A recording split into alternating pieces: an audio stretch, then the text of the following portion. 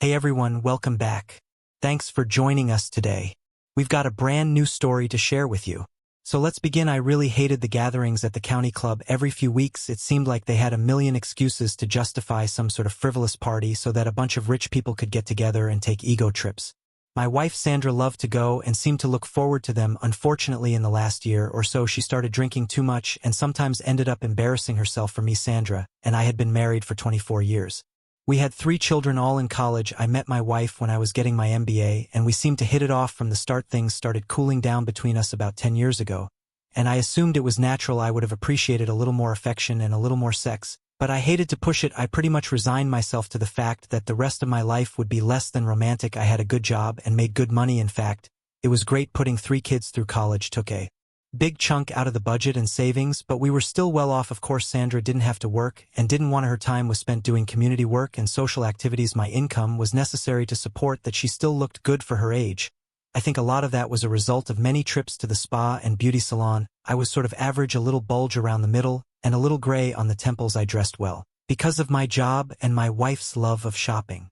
I was good at my job, but not really happy. I was ready to try something new, something that I would enjoy and not have to worry about how much it paid. I also wanted to move somewhere else. The house was way too large for the 2 of us, and I hated the cost and time involved in keeping it up. My wife would not even consider discussing such ridiculous ideas. She wanted her big house, county club, and wealthy friends at one such gathering. I wandered around the club, joining in little conversations here and there about stupid things. The night was getting old, and I had been nursing my last drink for an hour or so. Sandra, on the other hand, was just getting up to steam. It appeared that she had been drinking a little more than usual, and it was showing. 8 or 10 of the local dowagers were sitting together having a cat chat. As I walked up, the conversation seemed to be about sex. That was my signal to turn the other way. As I turned to exit the room, I heard my wife in a louder than normal voice, "Hell, if it wasn't for Todd Mitchell, I would never have had any good sex in my lifetime." The group grew suddenly quiet. Some of the ladies had noticed me standing close by. As if clued by the lack of laughter, Sandra turned and saw me. The excess alcohol was definitely having an effect on her judgment. "Robert the First didn't know you were standing there. You were not supposed to hear that, darling." "I'm sorry, my bad." She followed that up with a few drunken giggles like a little girl. The ladies sitting in the immediate area did not know how to react. A few of them walked away quietly, and the rest just sat without talking. Sandra was looking at me with a silly smirk on her face, like she just did something mischievous. I placed my glass on a nearby table and slowly left the room and the club. I didn't go home. I went to the airport, and 30 minutes later, I was on a commuter flight to Reno. I liked Reno far better than Las Vegas. My relationship with Sandra now became a lot clearer. I was able to understand things that had eluded me before. A weekend in Reno would help clarify a few more things. I turned my cell phone off. I had no trouble getting a room at one of the casinos. I opened an account for $20,000, and the comp room quickly followed. Interesting thing about the casino accounts: since they are not banks, they are not under federal regulations, and no reports are required to the government. If you win big bucks on a slot or at Keno, it must be reported, but anything you deposit in your account is not traceable. I was not really interested in gambling of any type, but I did like their banking setup. By the time I woke up, it was noon on Saturday. I was analyzing my situation over a burger and fries. I liked Reno. The climate was comfortable because of the high altitude. Because of the gaming, there were a lot of other reasonable services available close by. I had to take a walk down by the Truckee to pay my respects to all the broken marriages. I wasn't planning on a Reno divorce, but I might like to add my ring to the riverbed at a later date. Looking back toward the hotel/casino, I passed a realtor's office with lots of pictures in the front display window. All of a sudden, a condo in Reno started to make sense. After an hour in the office and 2 hours driving around, I found a small furnished unit that I really liked. The trouble was I couldn't buy it while I was married. Luckily, I was able to swing a discreet lease-to-buy agreement with a big deposit. The big deposit was my idea, and the seller loved it. One of the best decisions I made early in my marriage was to manage and control the family finances myself. Sandra did not have a knack for figures or banking. She was more than happy to let me pay the bills as long as she could spend the money. I treated myself to a beautiful sushi supper that evening before going to bed. I deposited another $10,000 from my Visa card into the casino fund. I hated paying the cash advance fee, but figured in this case it was worth it. I was up bright and early the next morning and was able to catch breakfast in the casino restaurant. Eggs, bacon, hash browns, and toast hit the spot. I was trying to kill time with my second cup of coffee when I noticed my waitress had a big shiner. She was trying to hide it by combing her hair forward, but it wasn't working. She was a nice-looking girl in her mid-40s.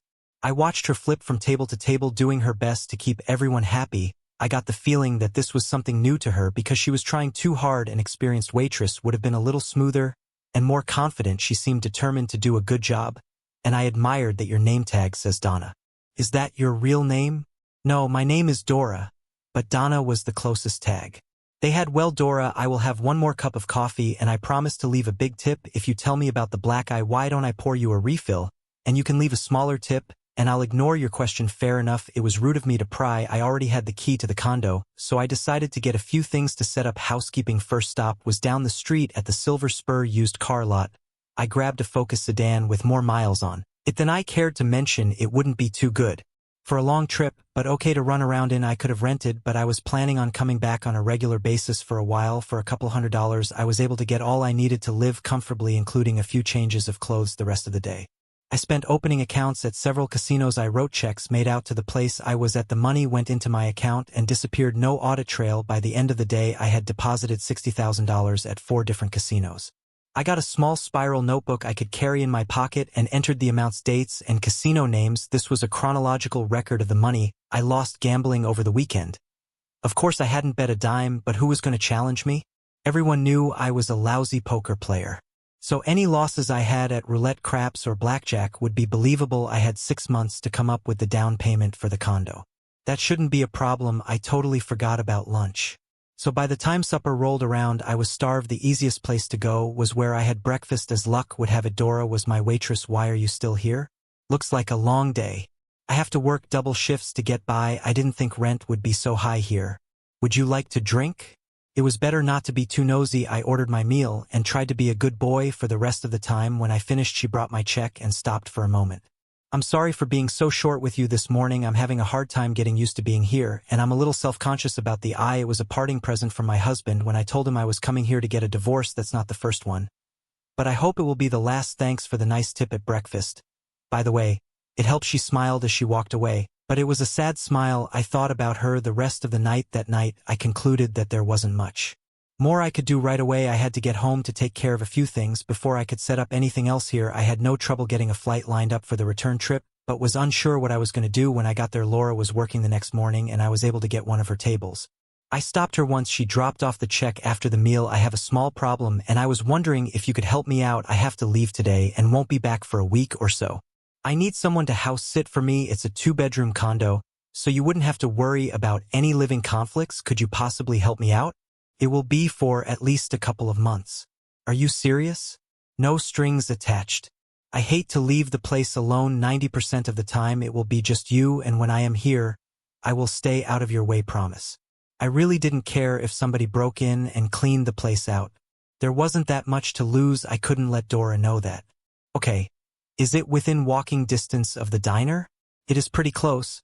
But I am leaving you my car. Also make sure it always has gas, for when I come back I will call you ahead of time. There is a machine on the phone. Dora just stood and looked at me. I think she was afraid that it was a setup. I didn't have time to convince her otherwise. Here is the condo key and the car key. The car is parked at the condo. It is a dark blue Ford Focus. Here is the address for the condo. If you don't feel comfortable about it, don't go. I will pick up the keys when I come back next Friday. I wrote the address on a napkin and handed it to her. She took the napkin and keys and just looked at me. Dora, don't worry about it. If you do, it's fine. If you decide not to, it's still fine. An hour later, I was on my flight home. I would have rather stayed in Reno after picking up my car at the long-term lot. I drove by the house. Sanders' car was gone. So I decided to get a few things for the rest of the week. I loaded the car with underwear, clothes, shoes, and my laptop. Took less than 10 minutes. I also got my passport and birth certificate. The company had several kitchenette-type units on consignment. Our position authorized me to use one of them as I saw fit. I reserved it for the next 2 weeks. I put the laptop battery on the charger and then called my eldest son, Jason. I told him that his mother and I were having some domestic problems and I would be tied up for a while. I asked him to explain it to his sisters and tell them not to worry. All 3 of them were at Auburn. I got a group discount, but still had to pay out-of-state tuition. At least I could afford it. I hung up, put the cell phone on a charger, and hit the shower. The only thing I got to eat on the plane was a bag of peanuts. I was looking forward to a nice supper. Monday was a busy day. Before doing anything else, I went to the bank and got a second mortgage on the house, a big one. I now owed more on the house than it was worth by the end of this month. That would change. I contacted Auburn directly from the bank, and we reached an agreement on prepaid tuition for the kids. The bank wired $240,000 directly to the school. That left me with a cashier's check for just over $200,000 to take to Reno. I cashed in 2 CDs and paid the penalty, then closed out the money market account. I decided to leave the credit cards alone until the end of the month. By that time, I was late for work. My faithful secretary was waiting with black coffee and a silly grin. "Good morning. Mr. Terrell, are you going to tell me about what happened at the country club Friday? Or am I going to have to believe all the rumors?" "Emily, the rumors are all true. Anything else you need to know without blinking an eye?" She responded. "What do you want me to do to help? Give me everything you can on Todd Mitchell. I think he used to work here, but I'm not sure. Arrange to have all my scheduled work done by some of the staff, and don't give them a reason why any appointments or meetings I have set up should be shifted. Also, any questions so far?" I got a big smile and a thumbs up from Emily as she left the office. I had originally figured it would take me several weeks to arrange my affairs, but now I see that it could all be done in a week. I called my lawyer and arranged an immediate appointment. On the way out, I informed Emily that I was not taking or responding to any phone calls from my wife. Security was not to allow her in the building. Jerry Proctor was a friend of mine from college. We liked each other. But Jerry never did like Sandra. I figured he would be the perfect guy to handle my divorce. I was at the country club Friday, Robert. So I think I know why you were here. You were right. I am not being a smartass, Bob, but it is about time. You were right again. I figured as long as I wasn't being publicly humiliated, I could stand it. That ended Friday. I need access to all of your accounts and a couple of powers of attorney. I'll have my girl prepare everything and then give you a call. Anything special I should be aware of? Well, Jerry, I am afraid the trauma of what happened Friday triggered something in me. I find that I have become addicted to gambling. I spent the weekend in Reno and lost thousands and thousands of dollars. I am going back next weekend, and I am afraid it will be worse. Gee, good buddy. That is terrible. I assume you are keeping some kind of record or documentation of all of these losses. Jerry had a big smile on his face. I have, and I will. I guess it would be a good idea if I send you copies of everything. Most definitely. You know, Bob, I don't think we should talk about this anymore. Do you? You are right. You need anything else? I am good, Bob. Get the hell out of here and take care of business. Take this financial worksheet with you, fill it out, and bring it back when you come in to sign those forms tomorrow. I got your back, buddy. It was about that time I realized I missed lunch. Emily had a nice little sheet waiting for me with information about Todd Mitchell. She recommended I speak to Wilma Grimm in the personnel department before doing anything else. Wilma had been with the company forever. She ran a tight ship and did a good job. She always wore a business suit and always had her hair in a tight bun. Her confidence made her a little intimidating to anyone who met her. If Emily wanted me to see her, it must be important. Good afternoon, Mr. Terrell. Have a seat. She was trying to put me at ease, but it wasn't working. It was like being in a room with a nun teacher. I was a grown man in an important position, and I was in awe of this woman. She shut her office door. Emily gave me a rundown of what is going on. I don't contribute to office gossip, but I do deal in facts. Todd Mitchell came to me in confidence 3 years ago. I swore I would not tell anyone what was discussed at that time. But it appears I cannot keep that promise. If at any time you are offended by something I say, please get up and leave, and our discussion will be ended. If you don't like what you hear, do not get mad at me. I am just giving you the facts. Do you understand, Mr. Terrell? Yes, I understand. I think I am mature enough to accept whatever you tell me without throwing a temper tantrum. She gave a slight frown at my pathetic attempt to be humorous. About 3.5 years ago, your wife Sandra approached Todd Mitchell at a company function. Drinking was heavy that night, and before the evening was over, Todd and Sandra were having sex in one of the private offices. Todd was going to get married the next month. Sandra threatened to tell his fiancée unless he continued to meet her for sex. He was hoping that, after he got married, she would leave him alone. But she didn't. She was forcing him to have sex with her for several months under the threat of exposure. In desperation, he came to me for help. Of course, he had to tell me the whole story. Naturally, I could not in good conscience tell you or anyone else. The best solution I had was to transfer Todd to another office. After his relocation to Dallas, Sandra left him alone. Todd never told his wife about the problem. Any questions? It looks like Mr. Mitchell was as big a victim in this fiasco as I was. I was contemplating some type of retribution, but that seems a little foolish now. Any recommendations, Miss Grimm? Now that you have the power, I think you should just let it die. Todd Mitchell is a good employee and an asset to the company. Don't screw him up over something your wife did. Thanks for your time. I think you were right. Being forced to have sex with my wife is punishment enough. As we got up, Wilma smiled. By the way, it is not Mississippi. I have been married for 32 years. It was hard to imagine Wilma Grimm naked and in bed with a man. However, maybe when she lets her hair down, she turns into some kind of sex goddess. All of a sudden, I found myself thinking of a dominatrix and decided to mentally change the subject. I had more important things to worry about than Wilma's love life. Emily had rescheduled all my work, and I had a clean slate. My wife called 3 times and refused to believe I was in Baltimore. As Emily said, Emily set up an appointment for me with the company president the next day and one with the legal department for that afternoon. I asked Emily to have supper with me. She laughed and said her husband would disapprove. She suggested I ask Wilma and laughed again. It took longer in the legal department than I had anticipated, and I ended up keeping a few of the people over time. I apologized, but they all seemed to understand. Turned out to be more complicated than I thought it would be. Redeeming my retirement plan for a cash settlement was difficult. Closing out the 401k and shared savings account went smoothly but took time. Cashing in my sick time, vacation time, and company insurance was easier than most of the things. By then it was pretty apparent that I was leaving the company. I was hoping that it wouldn't leak back to my wife before I was done. I ended up eating supper alone for some odd reason. I thought about Dora during the meal. I wondered if she moved into the condo. Was she still working a double shift? Although I hardly knew her, I was anxious to get back to Reno and see her. Seemed a little juvenile, and I tried to put it out of my mind. It was foolish to waste time thinking about fantasies that would never be. The next morning I cashed in 2 whole life insurance policies and canceled 2 term policies. I was amazed at the cash value the whole life policies had grown to. I could pick up the checks the next morning. My car was covered by the company insurance, but I canceled the insurance on Sandra's Lexus. The lease was in her name, but the insurance was in mine. Before going into work, I swung by Jerry's office, dropped off the financial form, and signed a bunch of papers his secretary had ready. Emily had coffee waiting for me when I got back to the office. It is not my intention to rub salt into your wounds, boss, she said, but you need to talk to Calvin Bostic down in settlements before you see Richard. Richard Ryder was the president of the company. I felt pretty sure he already knew what I wanted to see him about. The settlements division was really down in the basement, to be exact. I don't know why everyone else got windows and sunlight, but they got the dungeon. Calvin, Emily said you wanted to talk to me. Calvin Bostic was a quiet guy who always got his work done. He was a no-nonsense type, dull but efficient. He steered me over to a private corner. I heard that things were coming to a head in your office. I'm not into gossip or rumors, but I felt you needed to know something. About 6 years ago, we had a guy here named Raymond Upright. He was an okay guy, married with 2 kids. He got hooked up with your wife after an office party. She kept calling him at home and here in the office. He knew he made a mistake and wanted to end it, but she wouldn't let him. She threatened to tell his wife if he tried to dump her. The dumb shit called her bluff. 2 days later, Ray's wife kicked him out. He started drinking and ended up losing his job. I don't know where he is now. Anyhow, Ray's wife threatened to tell you about your wife's affair. As I understand it, your wife gave her $10,000 to shut up.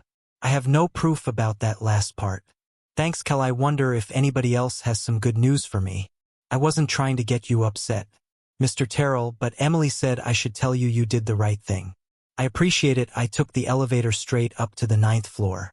I was a little early for my appointment with Mr. Ryder, but he took me right in. It was short and precise. The legal department, personnel department, and payroll would take care of everything for me. When the smoke settled, I was to call him personally from wherever I was. He gave me a card with his private cell number on the back. There were no promises, no regrets, and no bullshit, although things were wrapped up on one hand. They were kept open on the other. I gave him a simple nod and left. I hadn't spoken a word. Emily was all smiles when I got back to the office. She handed me the usual cup of coffee. I smiled back and said get me a flight to Reno for Thursday morning with a 2-hour layover in Dallas. She made a motion with her head for me to look out the window. Sandra was down in the parking lot arguing with a security guard. She's been down there over 20 minutes. They won't let her in and she won't leave. What do you want to do, boss? Looks like the guards have everything under control. The only problem I have is finding somebody to have supper with. I hate to eat alone. I called Jerry to see how things were going. He said he couldn't do anything until I straightened out the financial mess. I had to show him that I had no money right now. I was loaded between the checks I had, those that were coming, and the cash in the bank.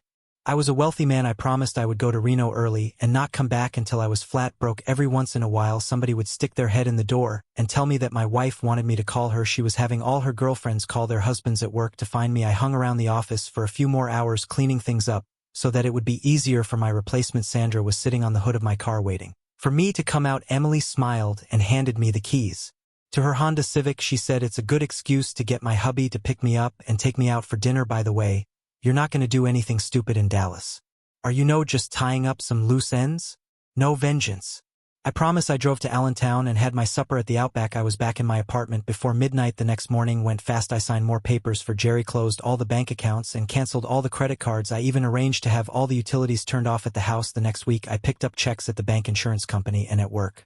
I had no idea I was worth so much money. I got a new cell phone and canceled the one Sandra and I presently had. I sold my country club membership to an old friend for $23,000. My replacement was in place when I stopped in at work for the last time. He seemed like a nice fellow. He got there from Boston with a 24-hour notice. He knew it was a good move for him. Emily knew more about running the office than I did, so it was not necessary for me to train him. There were some things at the house I wished I had, but they were not important enough for me to go back for. Emily told me to keep her car, and she would have her hubby pick it up at the airport. I had to get a couple of cheap suitcases to put my stuff in at the apartment. Thanks for listening. This story isn't over yet, and things are about to get even more intense. Stay tuned for the next part to see what happens next.